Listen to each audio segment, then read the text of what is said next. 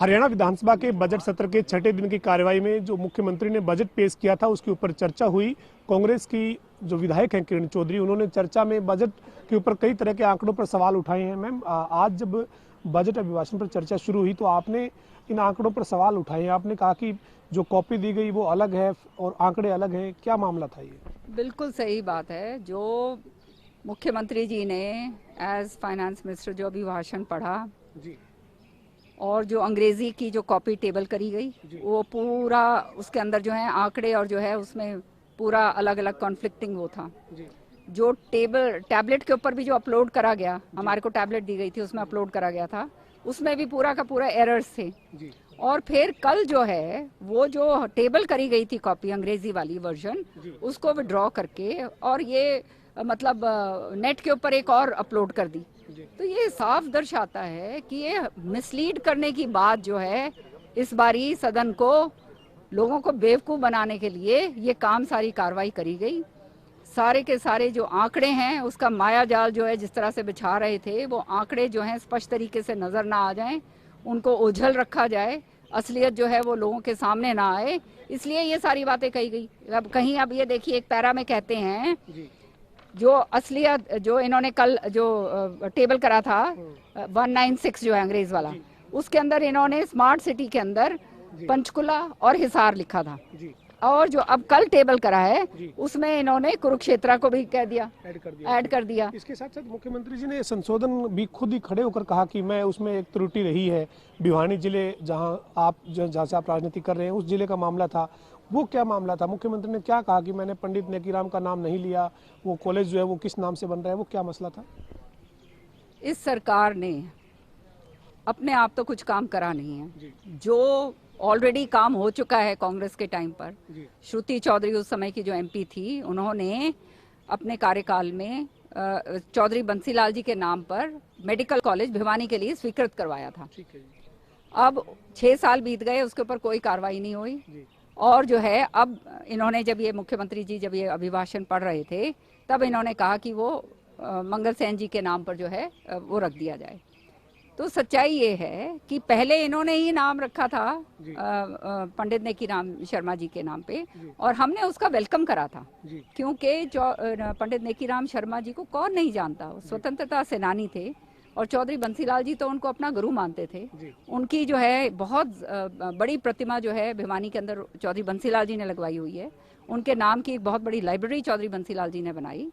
तो ये जो है इस तरह से जो ये भ्रमित करते हैं।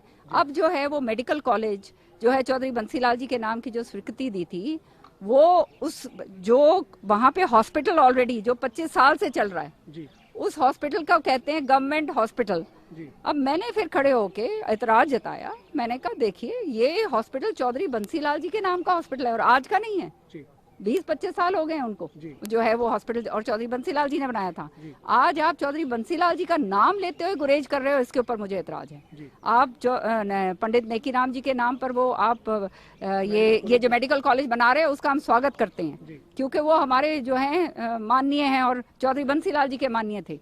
लेकिन इस तरह से जो ऑलरेडी जो हॉस्पिटल जो चल रहा है, मैंने कहा कि आप हॉस्पिटल को चौधरी बंसीलाल जी बोल के आप बोलिए कि हम जो है इसको जो है अपग्रेड करके पंडित नेकीराम शर्मा के नाम से मेडिकल कॉलेज बना रहे हैं, हम स्वागत करते हैं। तो ये इस बात से जो है इनको तकलीफ होती है, ये नहीं जानते कि आज जहाँ खड़े हैं चौधरी बंसीलाल जी हरियाणा के निर्माता थे, और जो चौधरी बंसीलाल जी ने हरियाणा के लिए करा वो आज इनमें से कोई नहीं कर सकता।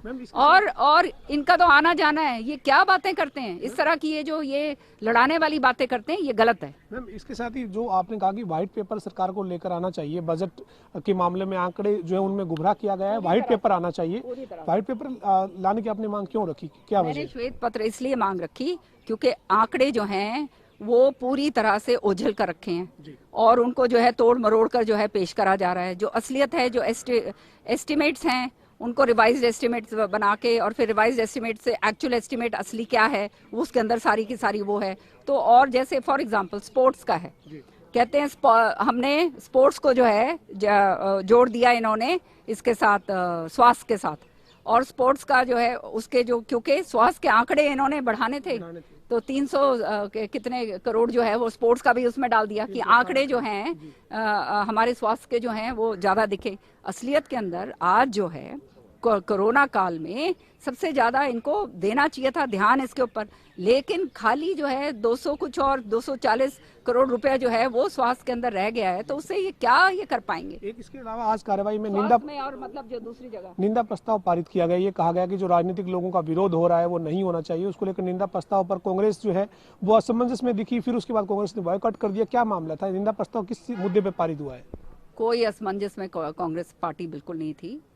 पहली बात तो ये है कि आप कोई भी प्रस्ताव जो लेकर आते हैं वो रूल्स ऑफ बिजनेस के तहत वो आपको लिखत के अंदर टेबल करना पड़ता है। ये जो है आप ही के विधानसभा के रूल बुक कहती है, समझ रहे हैं। आप अपने ही विधानसभा का जो है रूल बुक का उल्लंघन कर रहे हैं, खड़े होके जो है आप कुछ भी प्रस्ताव उठा के रख रहे हैं, और वो अगर वो किसानों के विरुद्ध में है तो कांग्रेस पार्टी तो उस समर्थन कभी भी नहीं कर सकती। हमने इसलिए वॉकआउट करा। जी, बहुत शुक्रिया मैम बातचीत करने के लिए। हमारे साथ कांग्रेस की विधायक किरण चौधरी थी, जिन्होंने कहा कि बजट में आंकड़ों गुमराह किया गया है।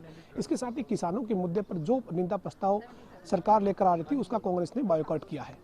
वीडियो जर्नलिस्ट रवि के साथ पवन सिंह और जनता टीवी, चंडीगढ़।